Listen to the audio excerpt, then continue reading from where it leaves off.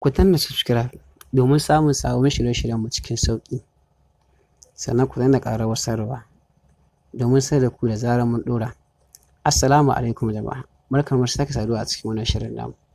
Fitaccen jarumar fina-finan Hausan nan Zahra'u Saleh, wadda aka fi sani da Adama, matar Kamiya, a cikin shirin wasan kwaikwayon nan na daɗin kowa, ta bayyana cewa ashe take da ta aure abokin karawarta a wasan kwaikwayo, wato ɗan Azumi Babaji ɗayan gurasa, wanda aka fi sani da Kamaye.